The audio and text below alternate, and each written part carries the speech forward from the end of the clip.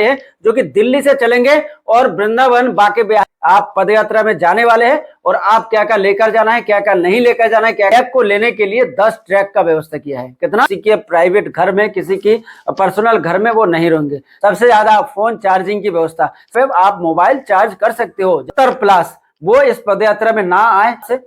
जो कोई आपको घर से लेकर जाना है, एक थाली या लोटा, जितने भी एम्बुलेंस रहेंगे, एम्बुलेंस और फायर ब्रिगेडों को रास्ता देंगे। कहा है कि अपने अपने क्षेत्र में, सोसाइटी में पीले चावल बंटवा दें। दोस्तों नमस्कार, मैं सुरेश कुमार। इस वीडियो में आप जानने वाले हैं 7 नवंबर से लेकर 16 नवंबर तक दिल्ली से वृंदावन धाम तक गुरुजी बागेश्वर धाम धीरेन कृष्ण शास्त्री जी की जो पदयात्रा मैंने आपको दिखाया था, ओरछा से भाई बागेश्वर धाम से ओरछा तक, वो पदयात्रा 9 दिनों का था। ये पदयात्रा 7 तारीख से लेकर 16 तारीख तक रहने वाली है, जो कि दिल्ली से चलेंगे और वृंदावन बांके बिहारी जी के दरबार तक उनकी ये पदयात्रा समापन होंगे। उसका कुछ नियम कानून मैं आज आप लोगों को बताने वाला हूँ, ध्यान से सुनिएगा। गुरु जी ने खुद कहा है, क्या क्या कहा है, क्या क्या नियम मानना है, क्या क्या नियम मान के आपको चलना है, और क्या क्या आपको फॉलो करना जरूरी है, और साथ में क्या क्या आपको लेकर जाना है। आइए वीडियो को शुरू करते हैं, और वीडियो को ज्यादा से ज्यादा शेयर करिएगा। और जो भी भाई पदयात्रा में शामिल होना चाहते हैं, उनको इस वीडियो को ज्यादा से ज्यादा शेयर करिएगा।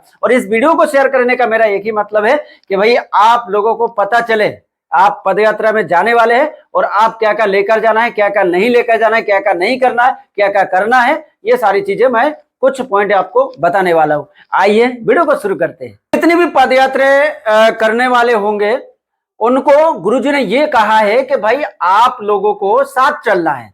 कोई आगे नहीं जाएगा, कोई ज्यादा पीछे नहीं जाएगा, गुरुजी के साथ चलना है। और जब एक साथ चलेंगे तो राष्ट्रीय गान होगा और हनुमान चालीसा का पाठ किया जाएगा। एक ही साथ चलना है, और एक ही साथ पदयात्रा में सभी भक्तजनों को चलना है, और गुरुजी भी साथ चलेंगे। पहला पॉइंट तो इन्होंने ये बताया। अब आपको आगे और भी सुनते जाइए।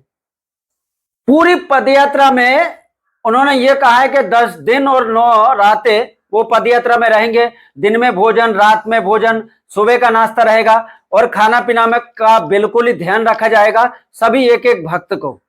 उस खाना पीना में और भी रहेंगे, चाय रहेंगे, नाश्ता रहेंगे, तीनों टाइम चाय पी सकते हो, नाश्ता कर सकते हो। सारे व्यवस्था बागेश्वर धाम पीठाधीश्वर की तरफ से रहेंगे। बागेश्वर धाम भाई ट्रस्ट की तरफ से रहेंगे ये सारी व्यवस्था। ये सारी व्यवस्था के लिए गुरुजी ने यह भी कहा है कि भाई 20,000 सेवादारों की जरूरत पड़ेंगे।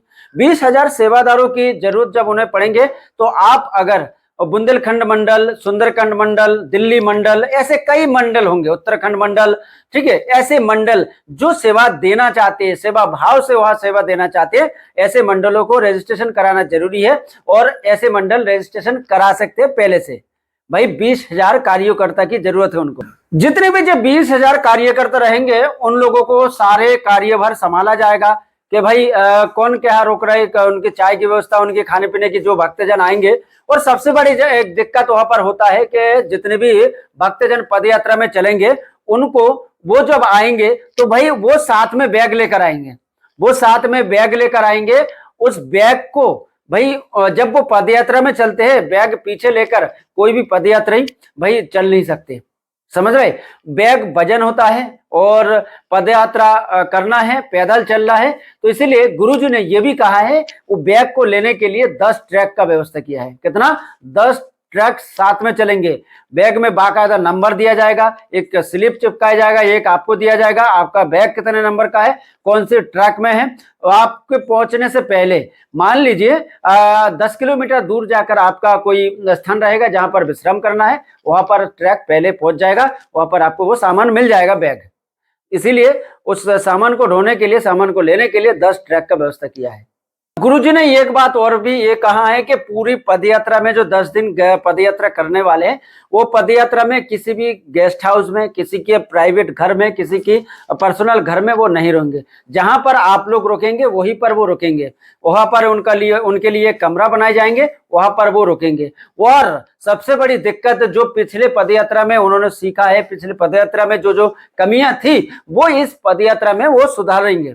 जैसे कि सबसे पहले सबसे ज्यादा जो दिक्कत आज एंड्रॉयड फोन, सबसे ज्यादा फोन चार्जिंग की व्यवस्था, सबसे ज्यादा फोन डिस्चार्ज हो जाते थे, फोन चार्ज नहीं कर पाते थे, इसीलिए लोगों को सबसे ज्यादा दिक्कत का सामना करना पड़ा था। तो गुरुजी ने इस बार भी दिक्कत वो व्यवस्था किया है, जगह जगह पर वो चार्जिंग पॉइंट बनाएंगे और जगह जगह पे आप मोबाइल चार्ज कर सकते हो, जहां पर आपका विश्राम होगा, रात्रि के विश्राम होंगे, खाना पीने के बाद आप अपने मोबाइल को चार्ज कर सकते हो, ये व्यवस्था भी वो करेंगे।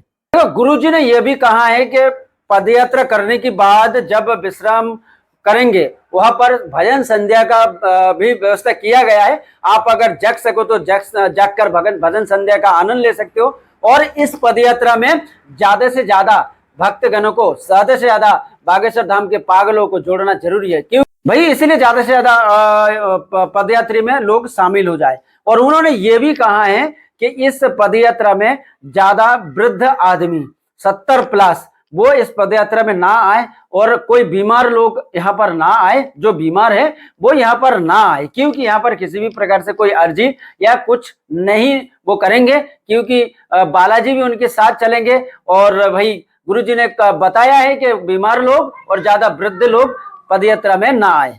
भाई गुरुजी ने ये सब बातें इसलिए बता रहे हैं कि ज्यादा बेइज्जती ना हो, ना कोई अव्यवस्था वहां पर हो, इसलिए बीमार लोग और ज्यादा वृद्ध आदमी इस पदयात्रा में ना पहुंचे।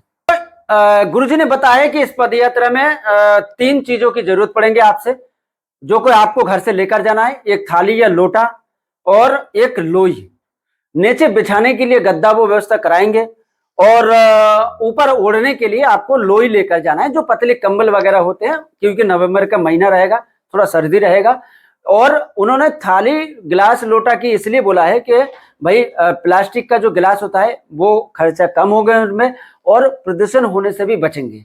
तो इसीलिए गुरुजी ने ये भी कहा है कि ये 2-3 चीजें आपको साथ में लेकर चलना है। देखो, उन्होंने विशेष तौर पे जो पिछले पदयात्रा में इन्होंने सीखा है, गुरुजी ने बताया है कि जो पदयात्रा में आप लोग देखते थे रोड के साइडों पे भाई स्टॉल लगाकर या सेवा करने के लिए कोई पानी की व्यवस्था करते थे, कोई समोसा की व्यवस्था करते थे, कोई चाय की व्यवस्था करते थे, कुछ खाने की व्यवस्था करते थे, कुछ ना कुछ नाश्ता पानी या खिचड़ी प्रसाद कुछ भी व्यवस्था करते थे लोगों के लिए, ठीक है ना। तो गुरुजी ने कहा है अगर ऐसे व्यवस्था आप करते हो तो खुली छूट है, कोई भी इस प्रकार से व्यवस्था कर सकते हैं, बशर्ते एक ध्यान रखना है कि वो लंबी रहे, क्योंकि जवान पहले पहुंच जाते थे और उनको सारी चीजें का फायदा मिल जाता था, लास्ट में जो बूढ़े वगैरह बचते थे उन लोगों के लिए कुछ नहीं बचता था। गुरुजी ने यह भी कहा था कि एक जगह भाई समोसा वितरण हो रहा था, मेरे पास जब खबर आए तो मुझे समोसा का साथ तक नहीं मिला, तो इसलिए उन्होंने ये कहा है कि भाई आप लोग लंबी व्यवस्था करें, लंबी मतलब रोड पकड़ के लंबी व्यवस्था करें कि लंबी व्यवस्था सभी को फायदा मिल सके,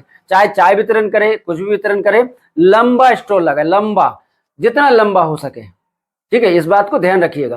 देखो, वो गुरुजी ने यह भी कहा है कि भाई चार्जिंग की व्यवस्था सब करेंगे और अपने अपने सामानों का, मोबाइल का ध्यान क्योंकि खुद का करना है, क्योंकि इस बार 10 दिन तक वो कोई अर्जी नहीं लगाएंगे और जो गुरुजी ये भी नहीं बताएंगे कि भाई चोर कौन है क्या है, समझ रहे। तो ये चीज भी आपको ध्यान रखना है, आपको खुद अपना सामान का ध्यान रखना है। विशेष तौर से ध्यान करिएगा, इस पदयात्रा में गुरुजी ने कहा है कि जो एम्बुलेंस रहेंगे, जितने भी एम्बुलेंस रहेंगे, एम्बुलेंस और फायर ब्रिगेडों को रास्ता देंगे। अगर कोई भी आपदा हो जाती है, घटना घट जाती है, तो पूरे जितने भी सेवादार रहेंगे वो सेवादार मदद करेंगे उन एम्बुलेंस को निकालने के लिए और फायर ब्रिगेड को आगे निकालने के लिए। तो इस बात को भी ध्यान रखना है आपको और हमें सबको। तो बड़ी बात है कि गुरुजी ने इस पदयात्रा में यह भी कहा है कि अपने अपने क्षेत्र में, सोसाइटी में पीले चावल बंटवा दें और सोशल मीडिया पे वीडियो डाल सकते हैं, कोई भी इंस्टाग्राम हो, फेसबुक हो, यूट्यूब हो, इस बारे में कि 7 तारीख से 16 तारीख का जो पदयात्रा दिल्ली से मथुरा धाम तक, वृंदावन धाम तक ये रहेंगे गुरुजी का पदयात्रा, इसके बारे में सभी को जानकारी हो और अधिक से अधिक संख्या में भक्तजन इस पदयात्रा में पहुंच सके, इसलिए पीले चावल बंटवाना है और अधिक से अधिक सोशल मीडिया पे वीडियो भी बनवाना है। देखो, सबसे ज्यादा जो ध्यान रखने वाली बात है कि सब गुरुजी ने यह भी कहा है जो भी पदयात्रा में शामिल होंगे उनको भाई गाली गलौज नहीं करना है, क्योंकि कई ऐसे विरोधी है जो कि अराजकता फैलाने की कोशिश करेंगे, कई ऐसे नेता लोग हैं जो कि उल्टे सीधे वातावरण करेंगे, भाषण देंगे, तो हमें उनको जवाब देना है मौन रह के, चुप रह के। देखो, गुरुजी ने एक बात और बताया है कि जितने भी पदयात्री रहेंगे वो किसी भी प्रकार से कोई भी हथियार लेकर इस पदयात्रा में शामिल नहीं होंगे, मान लीजिए कोई त्रिशूल या तलवार होते हैं, बंदूक होते हैं, कुछ भी होते हैं, ये सब चीजें भाई लेकर नहीं जाना है, क्योंकि गुरुजी ने कहा है कि भाई हमें लड़ना नहीं है, हमें लड़ने नहीं जाना है। तो गुरुजी ने यह भी कहा है कि जहां पर मारपीट के बावजूद भी काम नहीं बनता, वहां पर हाथ जोड़ के काम बन जाता है। इसलिए इस बात को भी ध्यान रखना है। और सबसे बड़ी एक और बात उन्होंने ये भी बताया कि जितने भी पदयात्रा में शामिल होंगे भक्तजन, और दिल्ली से जो जब मथुरा तक आएंगे, ठीक है, तब रास्ते में कई मजहब की दरबार, दरगाह, मस्जिद, मंदिर मिलेंगे। वहां पर किसी भी प्रकार से कोई अराजकता, किसी भी प्रकार से कोई अहिंसा, कुछ ऐसे घटना नहीं होना चाहिए। और गुरुजी ने यह भी कहा है कि पदयात्रा में ध्यान देना चाहिए, पदयात्रा कैसे संपन्न हो सके।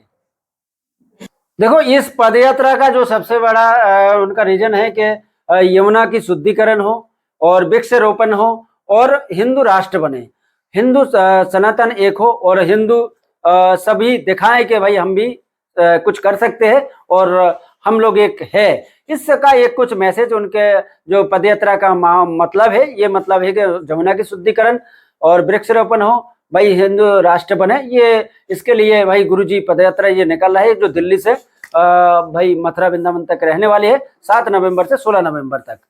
दोस्तों, ये जो छोटी छोटी बातें मैंने आप लोगों को बताया इस वीडियो में, बागेश्वर धाम के सीरीज आप लोग देखने वाले हैं, आगे चल के बहुत सारे वीडियो हम बनाने वाले हैं, आप लोगों को दिखाने वाले हैं।